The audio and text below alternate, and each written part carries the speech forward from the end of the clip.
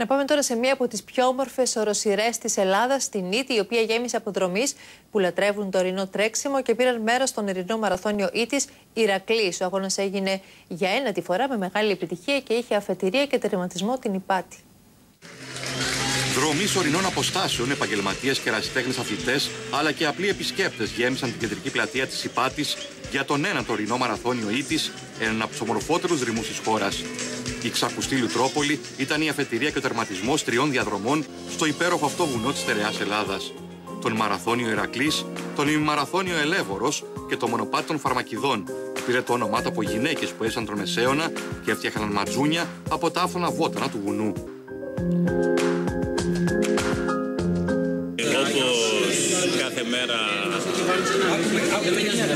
τρως γιατί πεινάς, κοιμάσαι γιατί νηστάζεις, τρέχεις για να νιώσεις καλά. Είναι το καλύτερο φάρμακο και για την ψυχική υγεία και για τη σωματική υγεία. Εκτεταμένα λατοδάση, σπάνια και εντυπωσιακά είδη φυτών, πλούσια πανίδα και τρεχούμενα νερά εντυπωσίασαν δρομείς κάθε ηλικίας, όπως τον Δημήτρη Παντελάκη. Αθλητή που πάσχει από κυστική ήνωση και δίνει το παράδειγμα σε όλους, υγιείς και ασθενείς.